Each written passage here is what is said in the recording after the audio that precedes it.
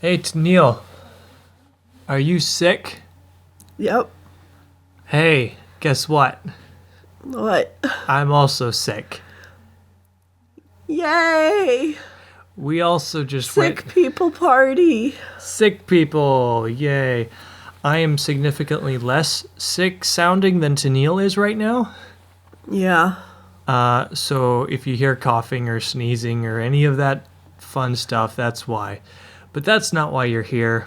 Nope.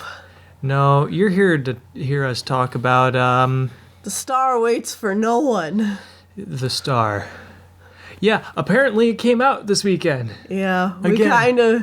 We dropped the ball again and didn't realize it was coming out until the day of. Yeah. And we even knew this one was coming, unlike Leap or Ballerina or... What was it called in English? Leap. Exclamation point. Right. Okay. So, yeah, we went and saw The Star by Sony Pictures Animation. In case you don't know what this is, because it seems kind of possible because the marketing for this movie has been pretty obsolete, given that it's bad. Sony. It's a Christmas movie. About the birth of Christ. Yeah.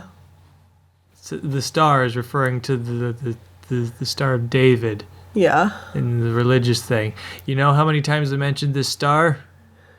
Maybe 3 times in the whole movie. Yeah. Well, it phases in and out of being important and relevant to the plot. Should we do a non-spoilers? It's the goddamn story of the birth of Jesus Christ. I don't think that we're going to spoil it for anyone. Spoilers, Jesus lives. Spoilers, Jesus is born. Okay. Now that we've got that out of the way, how about you start with like a Synopsis. summary? Okay, so this is the story of Jesus' birth. The plot twist, contrivance, The reason gimmick. The reason they are telling it again is because Money. no. Shh. That reason. We'll get to that reason later. Oh, it's a grash cab. Shh. No, not that yet. Then the narrative reason. The narrative reason. Oh. Bullshit. No, not that one. Okay. I'll play along. They're telling it through the animal's eyes. I swear this has been done before. It has to have been done before. With the animals telling the story.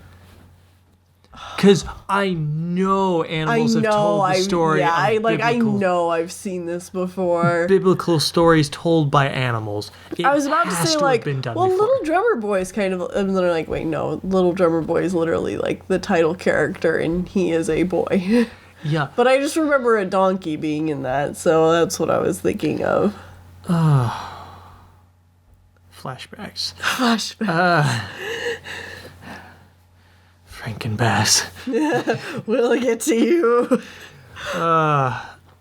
So it's the story of Jesus' birth. So angel comes down from heaven and it'll like, hey Mary, you got a baby now.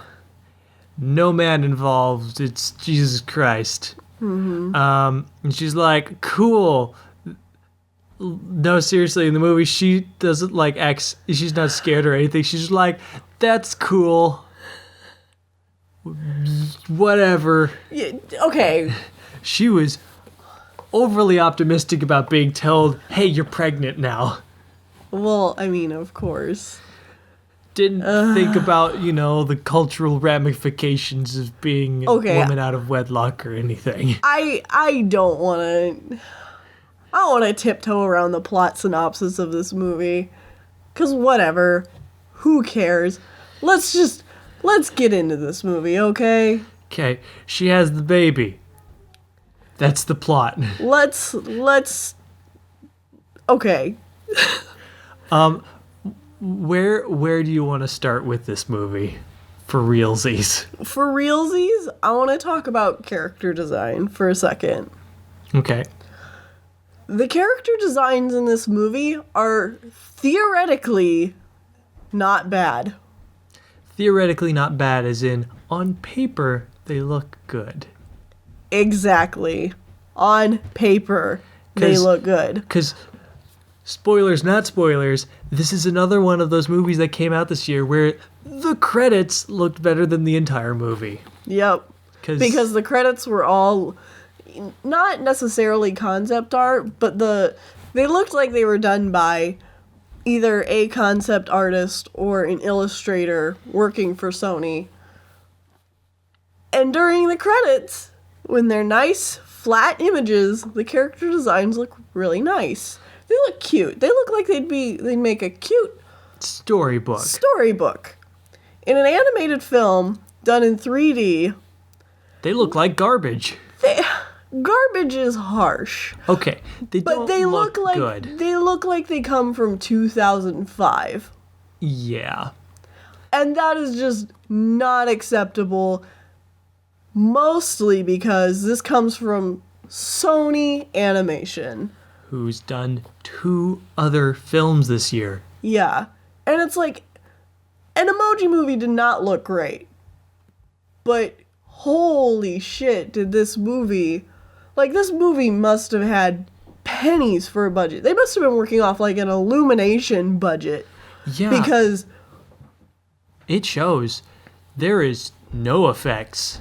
Yeah, there's no effects. No effects. There's, just the bare minimum of textures on things that need to be there. Mm-hmm. They try to go for a more cartoonier style so that they wouldn't have to, do realism. Yeah, but, I mean, it just looks cheap. Mm-hmm. And people have been saying that ever since the first trailer dropped. The first trailers dropped. And guess what? It looks the exact same as the first trailer. Yeah, it doesn't look any better.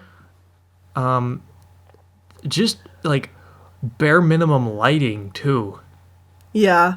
Every part of this movie just looked... cheap. And or lazy. Yeah. The writing was bad. The writing was horrible. Okay, yeah. The people's deliveries were done in, like, 2 takes. It's like, oh, look, you read the script. Good. Just do it once more and we'll choose the best one. I think the acting was fine, TM, given the writing of this, like, the script that they had to work with. Yeah. There were definitely times where lines could have been delivered way better, but it's also like, okay, I don't blame the actors. They were working with this awful script. Mm-hmm. The script is... There are times where...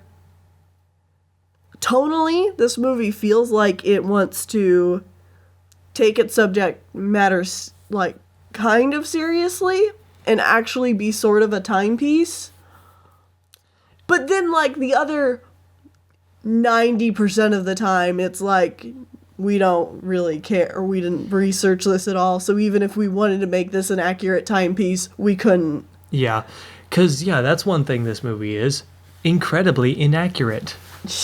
And even in the credits, they're like, we took some liberties. Oh. And like, bullshit. No. They're like, we tried to be creative and have fun, but, we think we have stuck to the principles of the story. I'm like, fuck off. The principal themes of the story. Oh. No, you didn't. You literally have a point in this movie where Oprah Winfrey, the camel, turns to the camera after they've seen baby Jesus and is like, I bet people will remember this story thousands of years from now, and their families will all gather together and sing hymns and share presents just like tonight, even though the only family there is Mary, Joseph, and the baby. Mm-hmm. And the only presents given were from the wise men to the baby. Who, if you talk to anyone in like religious history will tell you, yeah, the wise men were not there that night. No. The wise men probably didn't show up for another year or two. Yeah. Oh my god. Well, and the whole subplot with the camels. the whole King dude, you King know Harold, who is that Herod? Herod.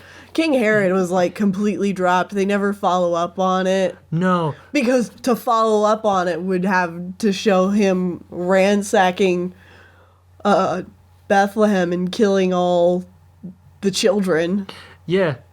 So they're just like, we're not gonna do that. We're going to allude to that happening, but we're not gonna get into it. We're gonna like set it up, like we're gonna show it, like we're gonna talk about it, but no. No, this movie needs to be happy. Right after Jesus is born.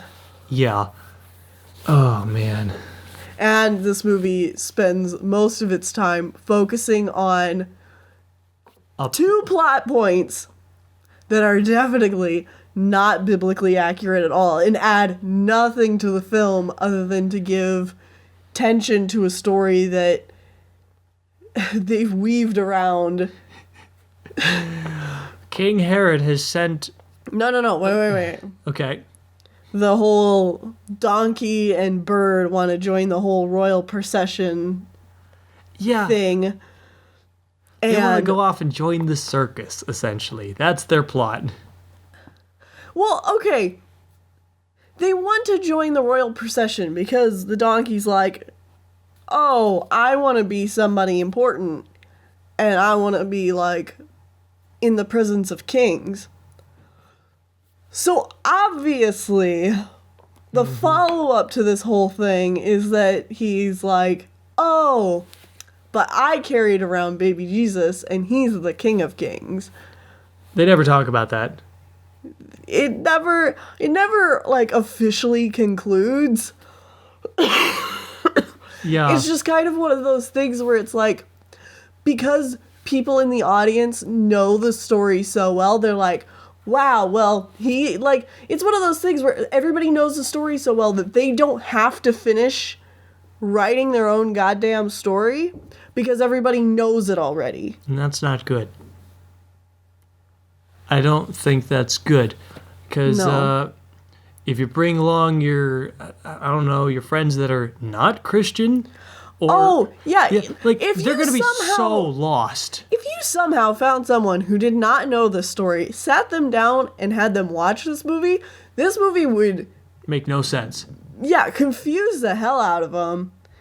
And there's even points where the movie alludes to things that even I'm like, wait, okay, even I who have been taught a lot of this am not exactly sure what's going on. But it's like, it's not common knowledge. Because it makes a lot of like biblical references and makes them like their pop culture jokes. And I'm just like, this doesn't work. Stop. Like, there's one point when they're like one of the whole plot points of the movie is that Mary and Joseph have to go to Bethlehem for the census. Mm-hmm. But they never really take the time to explain what that is. It's just a thing that's happening and you're supposed to take it's a thing that's happening because that's why they go to Bethlehem. There's something about a census. What's a census? Who knows? Moving on. I mean, we know, but like, a census is finding out who lives in your country, how many, where, and who. Yeah. These actually happen today. But it's like, okay, what audience are you trying to hit here? Because, like, every once in a while you're talking to an audience that's, like, much older, knows a lot more of the actual biblical story and all that. And then other times you're talking to toddlers who the only way they've heard this story is they've looked at a nativity scene and laughed at it. They're like, oh, look, there's a baby and there's a donkey. And other animals and stuff. Yeah. Tennille, it's very clear who they were trying to hit. They were trying to hit the Bible Belt of America. Oh yeah. There is no other audience for this movie. Well, this is the shallow, bottom of the barrel Christian schlop that comes out for this demographic that just gets eaten up by people who don't actually read their Bibles. Yeah, it's like, I'm a religious person. I don't actually read my Bible, but I am a good person at heart. Or research it at all. No, so I'm just gonna feed my kids whatever has Christian written on it. Yep. And, like, I was talking to you in the car about this, but it's like, I wasn't looking in the credits for it, but afterwards I wish I did.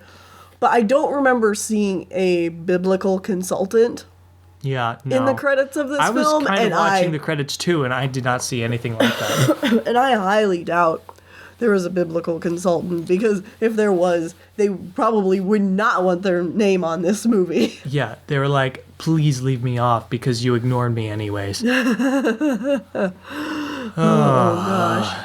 And, and it doesn't have to be this way. There is plenty of Christian media out there that is good. Big Idea, VeggieTales, they did a great job for, the team that they had and all that. Mm-hmm.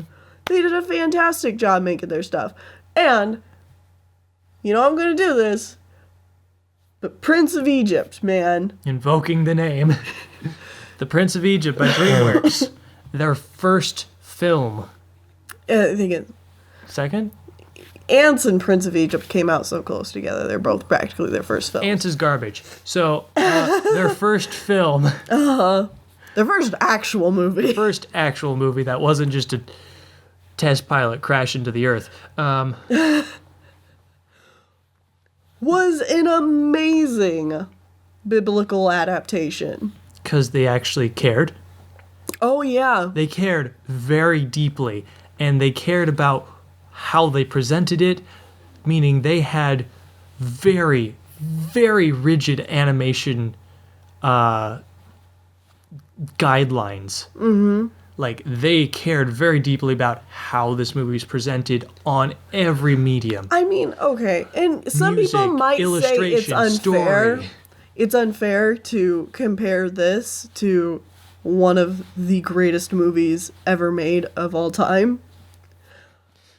But to that person, I say, no. No, because this is striving to be something very, very similar,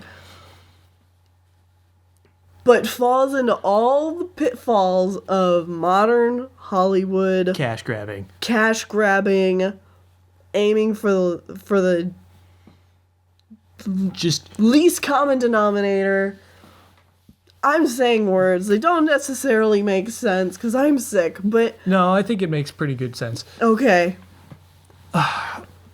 Okay, so something I want to talk about. Uh-huh. Talk about is a strong word. Get angry about.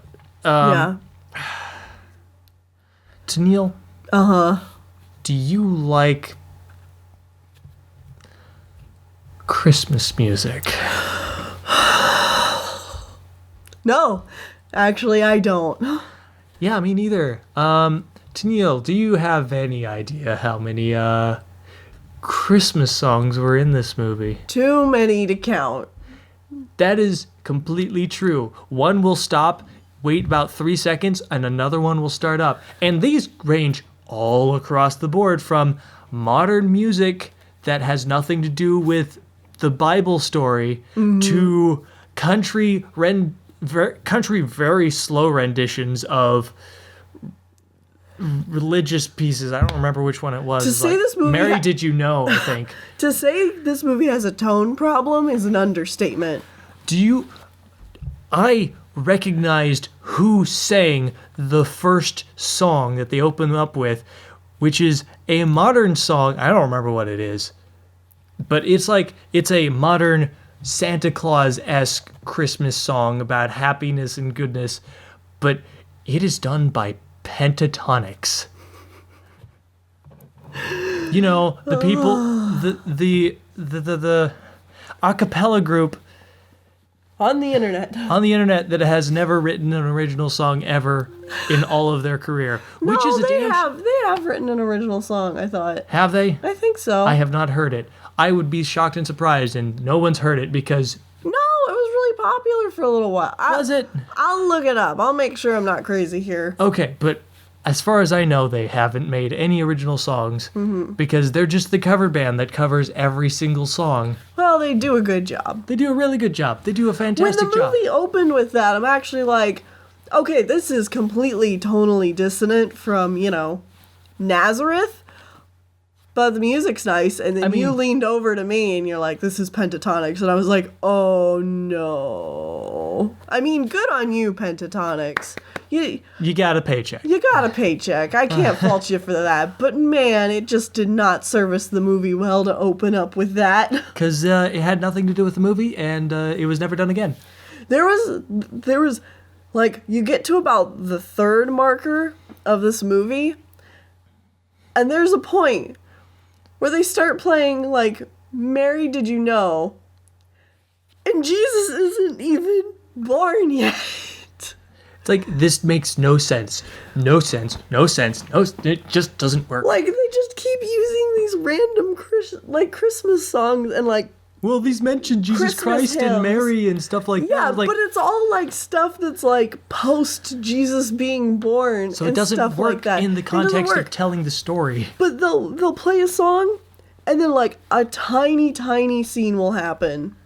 So literally, like, a minute later, it's right into another hymn song. Yeah, we're not joking about this. And then there was nonstop. one where it literally went from one song right into another. Yeah, it just, like, literally was playing one song, and then it sounded like the exact same person just, like, flipped the page and started singing the next one. Time to go to the next song. Oh my god, it was terrible. And we hate Christmas music. Yeah. By the time the third one was done, I concluded I was done with Christmas for this year. Yep. That's it, guys. Christmas is over. Christmas is over. We're done. They blew their whole load November 16th. It's done. Christmas is over. You're not allowed to celebrate Christmas anymore. It's done. It's over. Christmas is canceled. Christmas is canceled. We're moving on to next year. Blame the star. Blame the star and Sony Pictures Animation. It's over. It's done. But legitimately, I think Mary Did You Know started up, and I had to fight the urge to actually stand up and walk out. We almost got this theater alone. Yeah, that would have been nice, because we could have just been angry at the screen loudly. And we were. We were having a good time yelling at the screen for the first, like, 10 15 minutes. And then a family walked in and we're like, ah, man. Ah, shit. Now this movie just got way worse. Because now we can't get angry loudly. Yeah.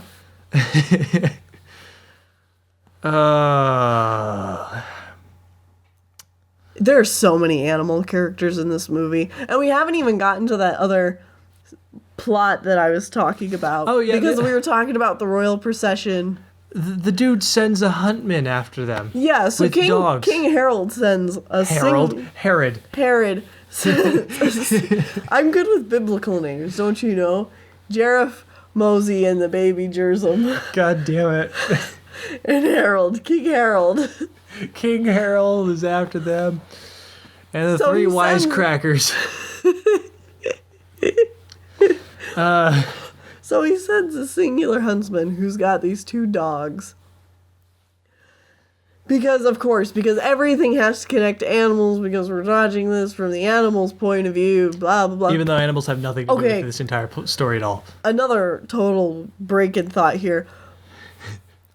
But the animal animation, character designs, and all that are significantly worse than the human character designs, and yet they still chose to focus on the animals for this movie. Yeah, it's like Mary and Joseph, their animation and movement and character design is fine. Yeah, it's not great. It's not great, but it's serviceable. And I mean, they look good. Like, and they're the only parts of, like they actually look like they were modeled decently and rigged decently. I highly doubt that Mary had blue eyes. Yeah, I really doubt that too. But she looked pretty. She looked pretty. Good for her. She's like, what, 16? Oh, probably younger. Because the age? I mean, in the movie, probably. Yeah. But, I mean, historically, I think she was much younger. Who knows? I don't. I mean, I'm saying that for a might fact. know. I do not know. Yeah, someone might know. Or have a good guess. Yeah. Good for you. I don't care. Yeah. But anyway, so he sends his huntsman. So the majority of this movie's Is the animals... tension is surrounded by this huntsman who is tracking down Mary and Joseph To kill her. Just this one guy. And with 2 dogs. And Mary and Joseph never know that this guy is around. Ever. That's the story excuse the filmmakers use to have everything for them be okay. Yeah. So it's not like, oh, well, maybe we just don't know about it because it's not in the Bible because Mary and Joseph never knew about it. So it could have happened. No, it just didn't happen. No. But yeah, so, and Mary and Joseph never know that this guy is following them around. And so the story is mostly about how the donkey, Bo, keeps saving Mary and Joseph over and over again. From this guy. Who He doesn't talk because he's a big, intimidating Terminator-esque guy. Whatever. Who cares? And eventually He's so boring. He kills himself by falling off a cliff. And you know he's dead because his helmet falls somewhere. Right. Nowhere in particular, but he's dead now. That was such a contrived way to kill someone and show that they're dead. That makes no sense. Okay, but was that more contrived, or was the donkey being like, here, let me help you up? I mean, that was just... Like, at the flip of a hat. Like, not even, like, stopping for a second to consider, like, No, I think he rolled his eyes or something. Yeah, but there's never even, like, his friend Dave, who is kind of the asshole of the group, is never like, Bo, don't help him. He could still go after Mary. Also, Dave is not a religious name. David is. Dave is not. I get what you're doing, but it didn't work. Also, like, name-dropping all these... Like, yeah, they, like... biblical names that don't name-drop work. a lot of Jesus' family. And such in the Hezekiah, movie. Jeremiah, had an Aya in it somewhere. Or something. It's just like... That was Ezekiel, blah, blah, blah, blah, blah, biblical name. Yeah. It was bad. That was the jokes of this movie. Mm-hmm. Look at these funny old names in the Bible. People really had names like this. John. It's what it felt like. This movie had no substance. It was completely shallow. There was no edges anywhere. It wasn't even trying to be edgy. We're animals. Ooh, Well, it's about I as think- edgy as it gets. I think... Well, no, okay, the edgiest this movie got is when the donkey prays. Oh my god. That was another point where I had to not leave. I was like, well, they just lost their Christian market, or like a good portion of their Christian market who believe that animals Don't go to have heaven. souls. It's like, animals don't have souls, so they don't go to heaven, so they can't pray. Goodbye, that part of your tiny demographic. Oh. This movie's I mean, bad, guys. I think we pretty well summed it up by calling it a soulless cash grab to the least common denominator. Yeah, And this is the third movie Sony has produced this year. that was a cash grab. I mean, it's their third movie, and all three of them have been cash grabs. I mean, granted, we enjoyed the Smurfs quite a bit. Yeah, but we also don't know anything about Smurfs. Yeah, which I mean, I guess is a bonus for that film. So we weren't even the target demographic there, And we're like, we it enjoyed was fine. Yeah, It was pretty to look at. Then they had the Emoji Movie, which was a terrible, terrible, boring movie. And then this. This is worse. This is worse. I mean, I'm not even saying that to, like, exaggerate or be like, this is worse than the Emoji Movie. But no, it legitimately is. The Emoji Movie wasn't the worst movie ever. It was just as boringly soulless, bad. Yeah, as soulless and empty and shallow as the Emoji Movie was, its production values were still fine.